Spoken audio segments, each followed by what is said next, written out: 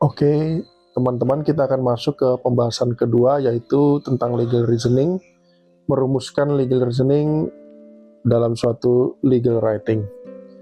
Terlebih dahulu kita akan bahas reasoning secara umum, ya. Jadi ada dua metode penalaran dalam sains atau ilmu pengetahuan. Yang pertama adalah metode penalaran deduktif, ya. Dalam metode ini adalah metode yang digunakan dalam sains, ya, untuk memberikan pernyataan yang dia awali dengan pernyataan yang bersifat umum atau hipotesis yang digunakan untuk menguji kemungkinan-kemungkinan untuk memperoleh kesimpulan spesifik yang benar secara logika, ya. Jadi diawali oleh hipotesa atau hipotesis, kemudian diakhiri dengan observasi. Diawali dengan yang sifatnya umum, kemudian diakhiri dengan yang sifatnya khusus. Nah, metode kedua, metode penalaran induktif adalah kebalikannya dari metode deduktif, di mana ya yang dilakukan pertama kali adalah memberikan pernyataan khusus nih atau observasi, ya. Baru kemudian dibuatkan pernyataan-pernyataan umumnya. Nah, itu adalah dua metode yang kemudian akan kita kaitkan dengan legal reasoning nantinya, ya. Kita akan bahas dulu lebih lanjut tentang metode penalaran deduktif selanjutnya.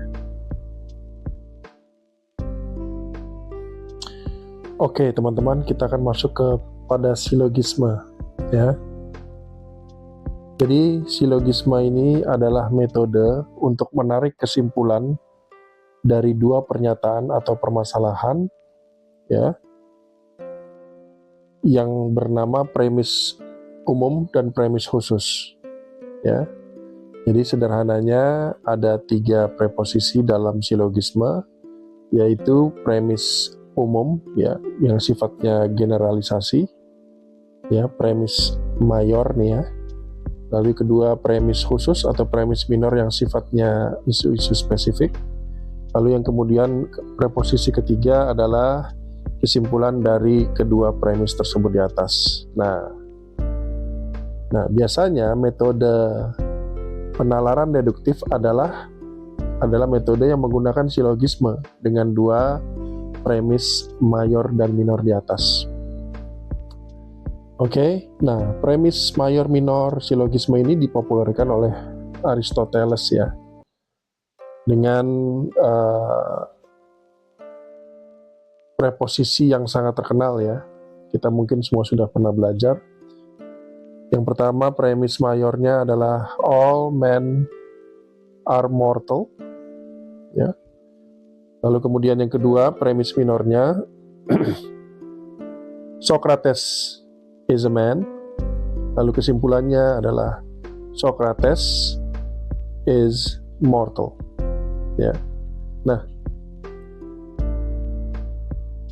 untuk mendapatkan kesimpulan yang benar, ya, catatannya adalah bahwa premis mayornya, ya, atau hipotesanya tadi kalau kita kaitkan dengan reasoning secara umum, hipotesanya harus benar, maka kesimpulannya akan dapat menjadi benar, gitu ya. Tapi kalau hipotesanya sudah salah, maka kesimpulannya juga sudah pasti akan salah. Nih contohnya, ya, dengan contoh Aristoteles tadi, ya, all men live forever. Nah, ini premis mayor nih. Lalu premis minornya adalah Socrates is a man. Sama, ya, premis minornya.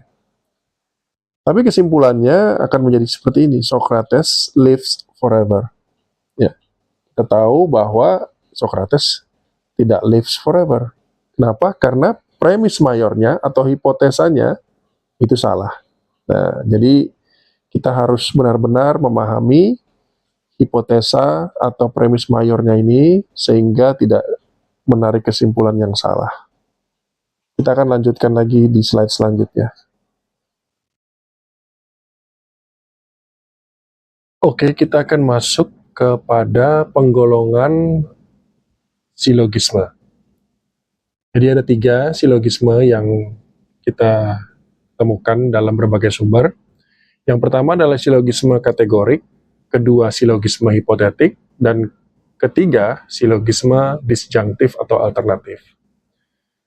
Nah, untuk silogisme hipotetik kita akan bahas pada slide selanjutnya. Oke, silogisme kategorik. Ya, silogisme kategorik ini adalah silogisme yang simple karena terdiri dari pernyataan-pernyataan atau premis-premis yang sifatnya kategorik, definitif, ya, terdiri dari istilah-istilah atau terms-terms, ya. Lalu kemudian contohnya apa?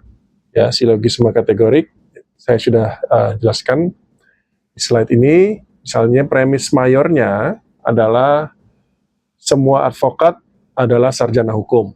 Ya. Premis minornya kemudian Budi adalah seorang advokat. Maka kesimpulannya adalah Budi juga adalah seorang sarjana hukum. Ya. Itu semuanya kan sifatnya pernyataan-pernyataan deklaratif, definitif ya. Nah, kemudian silogisme disjunktif atau alternatif, yaitu silogisme yang premis mayornya terdiri dari pernyataan-pernyataan yang memiliki pilihan, ya, 2 atau lebih misalnya. Sementara premis minornya adalah premis yang sifatnya pernyataan kategorik yang memilih satu di antara beberapa pilihan yang disebutkan dalam premis mayor. Ya. Contohnya adalah direktur utama memutuskan akan membeli gas dari luar negeri atau menunggu pasokan dari dalam negeri. Premis mayor ini terdiri dari beberapa alternatif kan ada atau tadi itu. Kemudian premis minornya ternyata direktur utama memilih atau memutuskan untuk membeli gas dari luar negeri. Maka kemudian kesimpulannya adalah maka direktur utama memutuskan untuk tidak menunggu pasokan dari dalam negeri. Ya. Oke, itu adalah 2 tipe silogisme. Selanjutnya kita akan masuk ke silogisme hipotetik di slide berikutnya. Di slide ini kita akan membahas pengertian dari silogisme hipotetik. Jadi silogisme hipotetik itu adalah silogisme di mana premis mayornya terdiri dari pernyataan-pernyataan. Pernyataan bersyarat atau anteseden, dan kemudian ada pernyataan akibat atau konsekuen. Jadi ada 2 pernyataan. Nah, kemudian premis mayornya nanti akan mengakui atau menegasikan pernyataan-pernyataan di atas. Nah, biasanya silogisme hipotetik ini akan ditandai dengan kata-kata jika, apabila, andai kata, kemudian akan diteruskan dengan maka, dengan demikian, ternyata. Nah, itu kata-kata yang kita bisa identifikasi bahwa itu adalah suatu silogisme hipotetik. Silogisme hipotetik ini adalah yang pada umumnya atau sering kali digunakan dalam melakukan konstruksi legal reasoning. Jadi kita mulai tangkap ya hubungan-hubungannya mulai dari tadi ya, reasoning secara umum, kemudian masuk kepada penalaran deduktif, masuk lagi kepada silogisme, dan ini adalah silogisme hipotetik yang sering digunakan dalam membentuk suatu legal reasoning. Oke. Ada 4 penggolongan lebih lanjut dari silogisme hipotetik yang akan kita bahas pada slide selanjutnya. Baik, kita masuk ke bagian penggolongan silogisme hipotetik ya. 2 penggolongan awal yang mengakui, jadi premis minornya mengakui premis mayor. Nah, yang pertama adalah yang premis minornya mengakui bagian pernyataan bersyarat atau anteseden di premis mayor. Contohnya sebagai berikut. Jika penasihat hukum mengajukan eksepsi, maka JPU akan mengajukan tanggapan. Nah, oleh karena premis minornya akan menyetujui bagian syarat ya, atau anteseden, maka premis minornya adalah akan menjadi sebagai berikut. Ternyata penasihat hukum mengajukan eksepsi. Maka dengan demikian kesimpulannya akan menjadi, maka JPU mengajukan tanggapan. Oke. Lalu bagian yang kedua, masih mengakui nih premis minornya, tapi mengakui bagian pernyataan akibat atau konsekuen dari premis mayor. Contohnya gimana? Ya, ini premis mayornya dulu ya. Jika pledoi diajukan dengan dalil dan bukti yang kuat, maka terdakwa akan dibebaskan. Nah, ini kan rencananya akan menyetujui bagian akhir atau bagian akibat ya, konsekuen.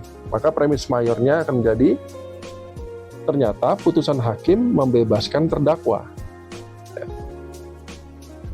Nah, maka kesimpulannya yang bisa ditarik adalah, dengan demikian ya, pledoi telah diajukan dengan dalil dan bukti yang kuat. Oke. Nah, nanti kita ingat lagi ya bahwa bagian premis mayor atau bagian teori atau hipotetik itu harus merupakan keputusan atau pernyataan yang benar ya. Nah, ini kan memang ada banyak faktor atau varian ya yang dapat membuat seorang terdakwa bisa dibebaskan ya. Dalam hal ini kita menetapkan bahwa faktornya adalah pledoi dengan dalil dan bukti yang kuat. Walaupun mungkin pada kenyataannya banyak yang bisa membuat terdakwa dibebaskan dari putusan atau dari tuntutan jaksa penuntut umum. Oke, kita lanjut ke slide berikutnya. Baik rekan-rekan, kita lanjut ke jenis selanjutnya dari silogisme hipotetik ya. Ini adalah dua jenis selanjutnya. Kalau yang pertama tadi ya, yang pertama dan kedua adalah pengakuan ya. Premis minornya mengakui premis mayor baik anteseden maupun konsekuennya ya. Nah, yang dua yang terakhir ini adalah terkait bantahan atau sanggahan terhadap premis mayor. Nah, ini yang pertama adalah silogisme hipotetik yang premis minornya menyangkal atau membantah anteseden atau syarat ya. Contohnya adalah nih, premis mayornya, apabila terdakwa tidak berniat jahat, maka pastilah uang suap tersebut tidak diambilnya ya. Ini premis mayor. Nah, karena dia membantah syaratnya, maka premis minornya terdakwa ternyata berniat jahat. Maka kesimpulannya adalah artinya terdakwa memang mengambil uang suap tersebut ya. Jadi membantah syarat. Lalu yang keempat adalah silogisme hipotetik di mana premis minornya membantah konsekuennya atau akibatnya ya. Nah, ini contohnya ya. Premis mayornya adalah jika terdakwa dianggap merugikan keuangan negara, maka penjualan kargo tersebut pastilah merugi ya. Nah, ini kita bantah konsekuen atau akibatnya. Ternyata penjualan kargo membawa keuntungan ya, ini premis minornya, artinya tidak merugi. Ini kita bantah. Maka kesimpulannya adalah dengan demikian terdakwa tidak dapat dianggap merugikan keuangan negara ya. Demikian ya rekan-rekan sekalian, jelas ya tentang silogisme hipotetik. Kita lanjut ke slide berikutnya. Rekan-rekan sekalian, setelah kita panjang lebar membahas tentang metode silogisme dan penggolongannya, kemudian sebelumnya kita juga membahas tentang reasoning secara umum, maka pada slide ini kita akan membahas tentang metode silogisme dalam legal reasoning. Jadi, kalau dalam legal reasoning atau penalaran hukum, maka premis mayornya adalah hipotesa atau aturan hukum ya. Sementara premis minornya adalah penerapan fakta dan aturan ya. Kemudian kesimpulannya adalah jawaban atau hasil dari analisa atas kedua premis di atas. Contohnya sebagai berikut. Jadi premis mayornya, barang siapa yang menyebabkan kerugian akan bertanggung jawab mengganti kerugian itu. Nah, ini premis mayor ya. Ini adalah aturannya, ini adalah hipotesanya, ini adalah prinsip hukumnya. Kemudian premis minornya adalah Budi menyebabkan kerugian terhadap Sari ya. Jadi ini sudah masuk ke faktanya yang dikaitkan dengan aturan tadi di atas. Lalu kemudian kesimpulannya Budi bertanggung jawab mengganti kerugian kepada Sari. Nah, ini kesimpulannya. Nah, namun demikian, penerapan silogisme dan metode deduktif dalam legal reasoning seringkali tidak sesimpel seperti contoh Aristoteles tadi pada awal pembahasan, ya. Contohnya misalnya di premis mayor pada kasus Budi di atas ini, maka premis itu tidak selalu benar, premis mayornya tidak selalu benar karena tidak semua yang menyebabkan kerugian wajib bertanggung jawab. Misalnya karena ada faktor lain seperti pengecualian, adanya unsur-unsur yang berbeda, adanya penghapusan kesalahan misalnya, atau pembenaran atas suatu perbuatan. Nah, oleh karenanya proses pengujian premis ya sebelum mencapai kesimpulan disebut dengan metode IRAC ya.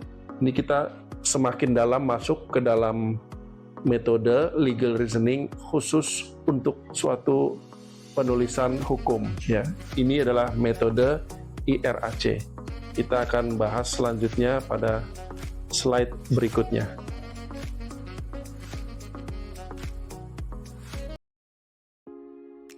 Oke, rekan-rekan sekalian, kita akan bahas tentang IRAC. Ya. Jadi IRAC atau variannya CRAC ya are acronyms widely used by attorneys and law school in the US ya. Jadi ini adalah singkatan yang dipergunakan secara umum, secara luas ya di Amerika Serikat ya. To refer to a standard way yang mengacu kepada cara khusus, cara yang sudah umum gitu ya, cara yang sering dilakukan, cara yang standar ya, to develop syllogistic arguments both in objective documents and or persuasive documents ya. Jadi ini untuk mengembangkan argumentasi silogistik atau silogisme dalam dokumen yang tadi sudah kita sebutkan di depan dengan tipe legal writing objektif atau persuasif ya. Jadi ini sudah kita mulai kaitkan antara silogisme ya dan IRAC. Bagaimana kaitannya? Nah, IRAC sendiri ini kan adalah kepanjangan dari I untuk issue atau pertanyaan permasalahan hukumnya apa, kemudian apa fakta-faktanya ya. Kemudian R atau rules adalah aturan hukumnya. A application atau penerapan hukum dengan fakta, dan kemudian C conclusion atau kesimpulan. Kaitannya dengan silogisme adalah setelah dikemukakan isunya, pertanyaan hukumnya, maka kemudian metode itu mulai dijalankan ya. Premis mayornya ya terdiri dari rules-nya ya. Rules, kemudian dilanjutkan dengan premis minor ya terdiri dari penerapan rules dengan fakta, dan kemudian kesimpulannya adalah conclusion. Nah, variannya dari IRAC adalah CRAC, di mana kesimpulannya itu disebutkan 2 kali. Kenapa kesimpulannya disebutkan 2 kali? Ya karena ada kebutuhan-kebutuhan tertentu. Ini tidak berarti menghilangkan isu. Karena sebetulnya yang disebutkan dalam C di awal itu, conclusion di awal itu termasuk isu juga. Jadi isu dengan tambahan kesimpulan awal jadilah CRAC. Gitu. Jadi tetap ada isunya. Nah, kapan menggunakan IRAC dan kapan menggunakan CRAC? Ya, ini tergantung dari case by case tentunya. Terutama dikaitkan dengan siapa pembacanya. Tentunya dikaitkan dengan bagaimana kita ingin mempengaruhi kalau dalam persuasif atau meyakinkan atau membuat paham pembacanya dalam objektif. Nah, tadi seperti kita sudah sampaikan bahwa adresat itu ada bermacam-macam ya. Salah satunya misalnya adalah APH, yang aparat penegak hukum yang tentunya memiliki waktu singkat ya, banyak kesibukannya dan mungkin tidak terlalu interest gitu ya, kecuali karena kewajiban hukum mereka sebagai APH. Nah, ini mungkin perlu ya dipakai metode Siraj, karena dengan adanya Siraj ini minimal mereka yang tidak terlalu tertarik untuk membaca akan mendapatkan ide awal ya tentang bagaimana kita akan menyampaikan pikiran kita di bagian dalam tulisan. Jadi conclusion di bagian awal itu tidak boleh terlalu panjang, atau setidaknya harus lebih pendek dari conclusion di bagian akhir. Karena tujuannya adalah untuk menarik minat pembacanya untuk conclusion di awal. Jadi mungkin itu kita bisa bedakan demikian.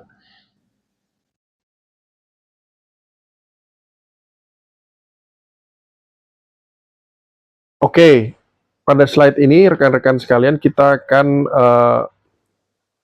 membahas ya tentang apa itu satu persatu unsur IREC. Jadi IREC ini ya adalah suatu penerapan silogisme dalam legal reasoning. Jadi jika kita akan menerapkan silogisme dalam legal reasoning, maka bentuknya akan menjadi IREC ya. Apa saja unsurnya ya? Untuk I adalah issue ya. Bagaimana istilahnya issue, maka kita akan mengidentifikasi pertanyaan atau permasalahan hukum apa yang akan dipecahkan atau dijawab atau diselesaikan ya, issue. Oke. Lalu kemudian R atau rules, yaitu adalah mengidentifikasi, menjelaskan dan kemudian mencantumkan ya seluruh peraturan, ketentuan hukum, norma yang relevan ya. Nah, pada bagian ini silogisme atau premisnya sudah mulai kita keluarkan. Nah, khusus untuk rules adalah premis mayor ya. Tadi kita sudah sampaikan bahwa premis mayor itu berisi hipotesa atau rules atau aturan-aturan ya. Kemudian yang ketiga, application atau penerapan ya. Sesuai kata-katanya adalah menerapkan aturan-aturan atau norma tadi ke dalam fakta-fakta yang tersaji. Ya, ini adalah premis minor ya, premis minor. Lalu kemudian yang terakhir conclusion ya, kita merumuskan kesimpulan ya atau jawaban yang menjawab isu-isu yang telah disampaikan sebelumnya di atas. Jadi rekan-rekan sekalian, kalau dalam penulisan hukum ya, IREC ini baru kita mulai setelah kita mencantumkan atau menyampaikan kronologi ya, faktanya ya, kejadiannya, peristiwanya, faktanya, baru kita mulai IREC. Oke. Nah, varian dari IREC ini adalah Siraj, di mana si di awal itu adalah conclusion. Jadi ada dua kali kesimpulannya, bagian awal dan bagian akhir. Apakah sama? Tentu saja tidak ya, karena kesimpulan di bagian awal tujuannya adalah untuk memantik ya, memantik memberikan kalau makanan ya istilahnya appetizer ya bagi pembaca untuk mengetahui nih apa yang akan dia temukan atau dia baca di bagian selanjutnya, bagian analisa daripada legal writing ya. Jadi kesimpulan di awal itu seperti itu. Beda dengan kesimpulan di akhir yang sifatnya resume ya. Resume dan kemudian jawaban dari pertanyaannya. Nah, pertanyaannya kemudian mungkin dari rekan-rekan sekalian bertanya, kapan nih kita menggunakan IREC dan kapan menggunakan Siraj? Nah, ini ada kaitannya, menurut saya ada kaitannya dengan tipe pembaca. Nah, dalam hal pembaca kita adalah orang-orang yang sebenarnya tidak terlalu menginginkan ya untuk membaca, karena mereka adalah orang-orang yang sibuk, karena ini adalah sebenarnya tugas saja gitu ya, seperti hakim, jaksa di pengadilan itu. Nah, untuk mereka ini ya mungkin diperlukan untuk menggunakan konstruksi Siraj ya, Siraj. Kenapa begitu? Karena dengan adanya Siraj, mereka punya kesempatan untuk kita feed atau kita suapkan ya, kita berikan mereka itu suatu appetizer ya, tentang apa yang akan kita tuliskan di dalam. Jadi mereka punya gambaran meskipun mereka mungkin tidak akan membaca keseluruhan ya, atau tidak pada awal tidak membaca keseluruhan. Mereka akan membaca di bagian awal, di bagian tengah, mungkin sebagian ya, dan juga sebagian juga lanjutnya di bagian akhir. Jadi kita gunakan Siraj untuk pembaca yang demikian. Beda dengan pembaca yang sebenarnya meminta untuk memperoleh informasi atau penjelasan terkait legal writing kita seperti klien dan seterusnya. Mereka akan membaca dari A sampai Z dengan hati-hati ya tentunya untuk mendapatkan penjelasan. Makanya kita bisa gunakan iReach sehingga kita bisa tuntun pembaca mulai dari awal sampai akhir sehingga akhirnya mereka menemukan kesimpulan dan jawaban yang tepat gitu. Nah, Siraj ini ya kesimpulan di awal bukan berarti menghilangkan isu ya rekan-rekan. Isunya tetap ada, tapi isunya akan digandengkan dengan kesimpulan awal gitu. Either isunya duluan atau conclusion-nya duluan atau sebaliknya itu dapat dipilih oleh penulis sesuai dengan keadaan gitu. Kita lanjut ke slide selanjutnya rekan-rekan.